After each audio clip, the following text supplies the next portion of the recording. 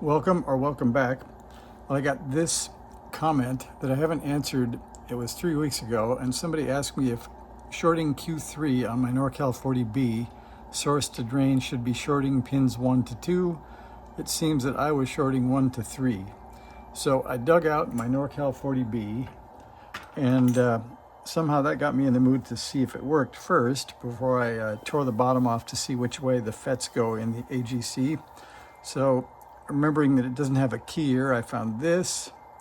That would help, but I couldn't find an RCA to RCA. Then I remembered that the that the Pacesetter was kind of working, and if I turn it on and operate ground to, yeah, I have dits and dahs from the Pacesetter. So I think if I, let's see, if I connect this bencher, already has an 1/8 inch jack on it, but I think I can temporarily tack this lead onto here, and let's see, when you send dits there on the left, so that means dits will be the blue wire, and that means that red goes to blue, so we'll do that. And then I think the back of the Pacesetter has an RCA jack. My solder has, I think, been left on too many days, so it's not tinned very well, but maybe we can press it into service. Let's see.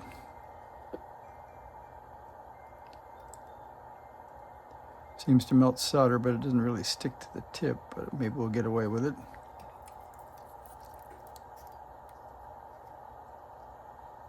That seems like it's ugly, but it worked. Then we'll connect black to white.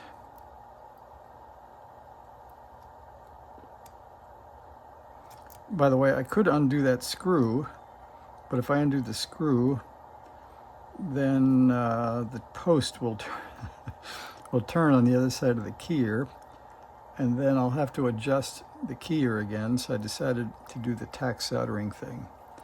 So that worked. And then we'll see if this will tack onto here, and I'll probably get burned.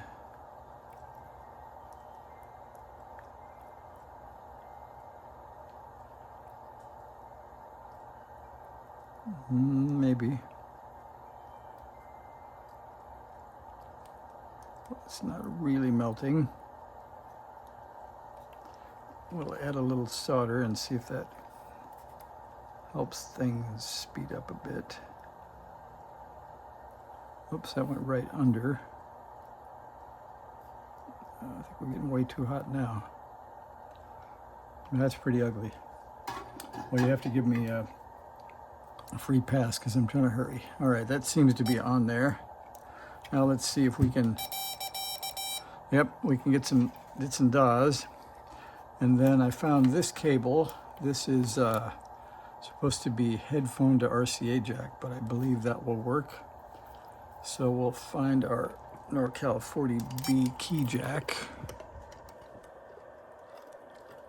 I put that in, and then I don't know which, but one of them will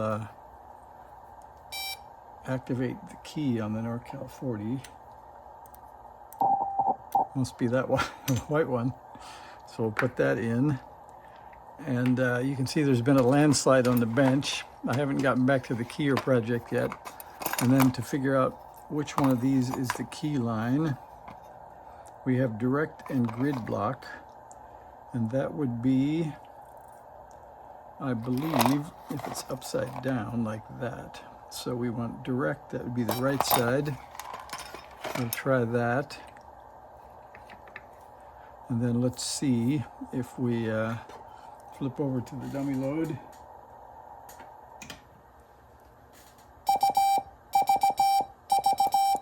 That seems to work. I don't think we need a side tone. That's good.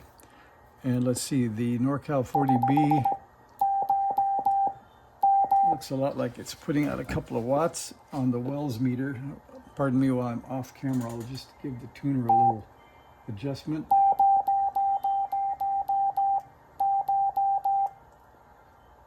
And we'll go up to here.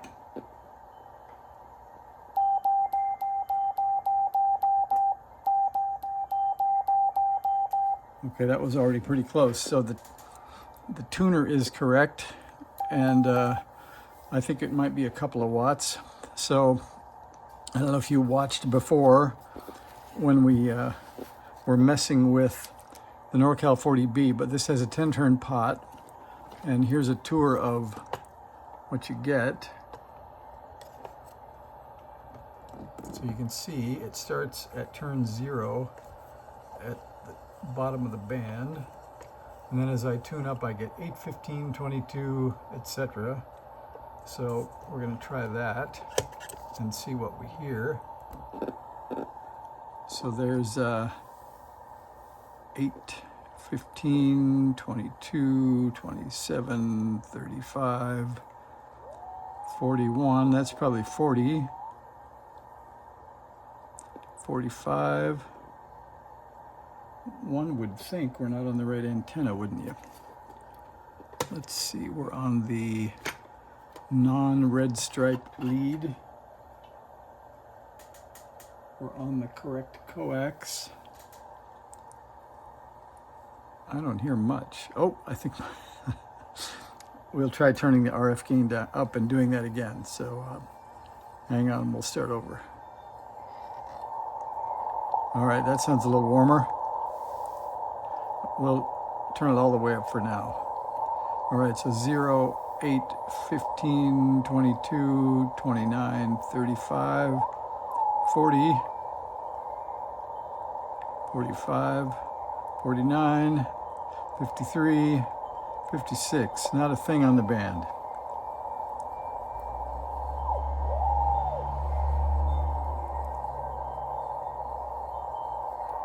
And wouldn't you know it, just before I started this, before I had any way to key it, there were a couple of strong signals on the band. So people were talking about ways to get novices involved, but I can only get up to 55.2, I think, at the top, or 56. So maybe we'll head down to 40. That's about 41. I think we'll try that. And then I'm going to get out the reverse beacon network, and we're going to see if we call CQ, if our NorCal 40B is doing its thing. So we'll go to, okay, I'll confess. So I was looking at the Heathkit GR45 because I looked at an early, I think it was a Helicrafters, and it turned out it was just a 5-tube AM radio with a good front end, but no product detector. Apparently the BFO was horrible. But I looked at this Heathkit GR45, and you can see that it has a triode pentode output tube. It's got an AM detector and a product detector, and an RF amp. So tell me not to buy that on eBay and play with it, but we'll save that for another moment. So we're going to go to the reverse beacon network. We're going to look at only 40 meters. We're going to look at CQs and CW, and I'm going to put my call sign in there.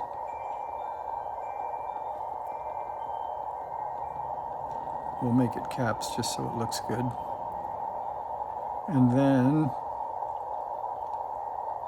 we will see what happens. So I'll leave that right there, and we'll call CQ and see what happens here. We'll try to be nice and slow so people won't complain and they might answer. That sounds pretty good.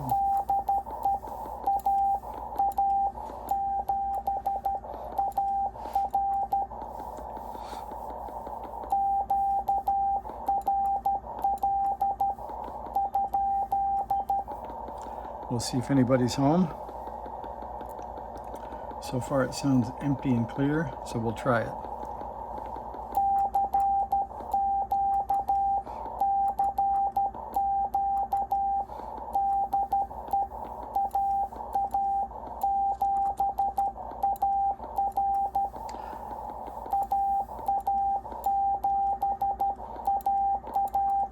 And I hear that the RBN has to hear your call sign 3 times before it will put up a post for you.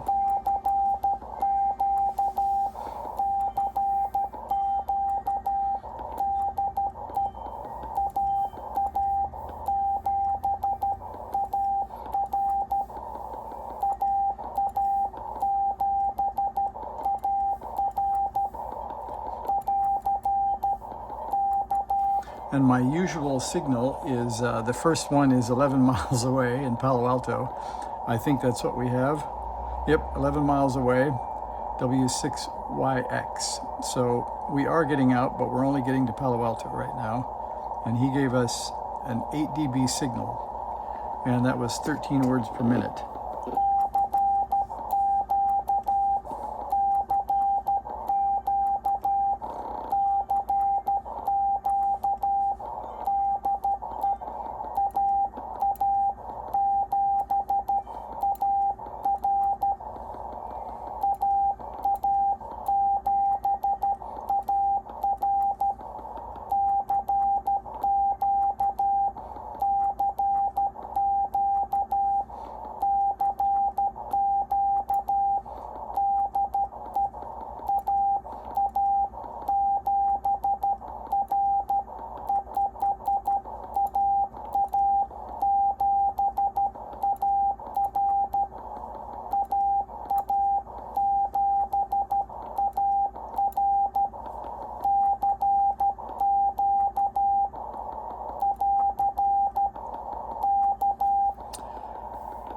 So we're not reaching the world too much, and I might have bumped the tuning knob on that. I'm not sure. We'll put that back to the top. And let's see. He tells me 7041.2, so that's not bad. I said 7041 was the top of the knob rotation, so I guess we're sort of calibrated. We'll try one more, see if we can get an answer or an RBN report.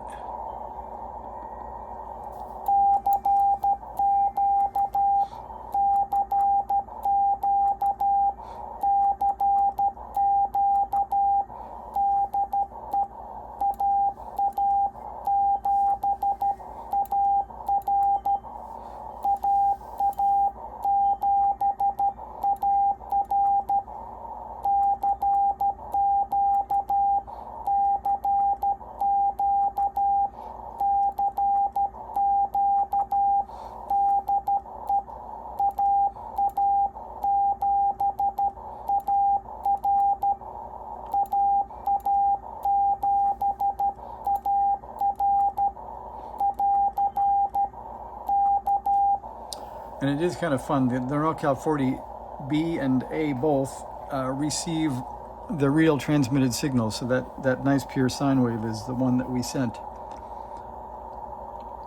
Well, I'm getting neither an answer nor an RBN report. So apparently we're getting 11 miles. Maybe that's why it sounds so dead, is the band may be pretty dead right now. So we'll come back to 41.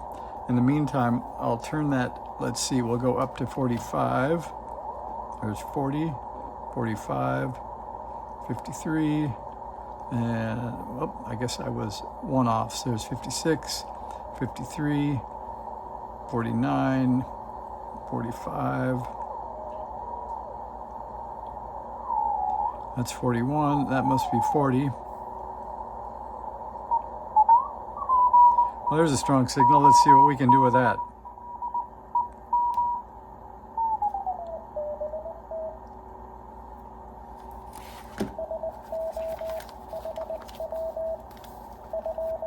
He says, so how, copy.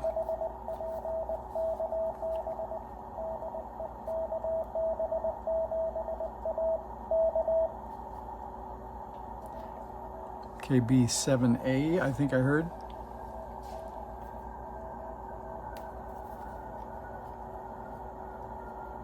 something like that in the dirt.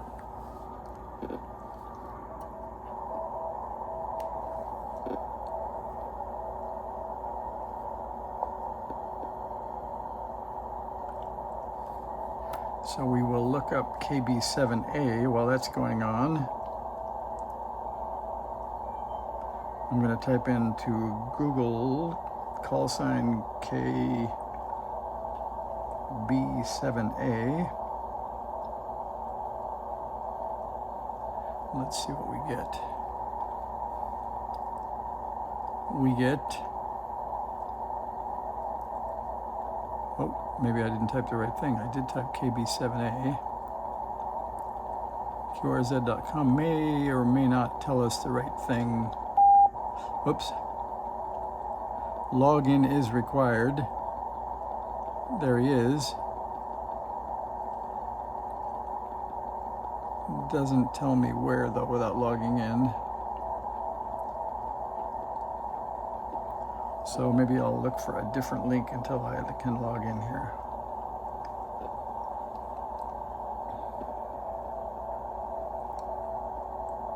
It says people in Montague, California with a license. And let's see if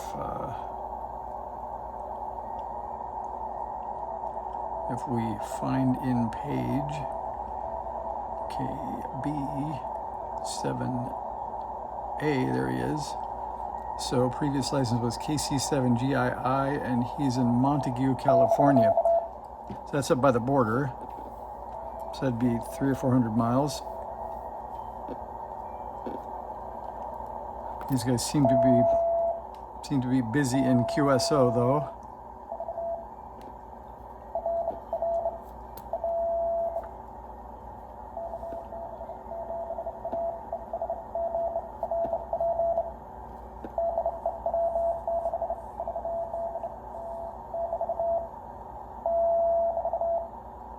I think somebody's got a bug.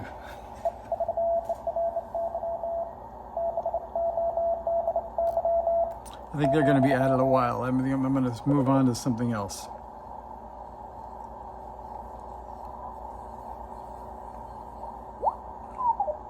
That's those guys. So I've got a choice of one. I think we're going to call that good. So we know the NorCal 40B is working. It got me 7 miles and I can hear stations. So I think we'll open her up and figure out what the pinout was on the FET used in the AGC. So 18 minutes. That's longer than I wanted to spend, but hopefully you didn't mind messing around for a minute. I'll do another one if I get a chance when I take the bottom off and see what's going on with the AGC. So thanks for watching. See you again later.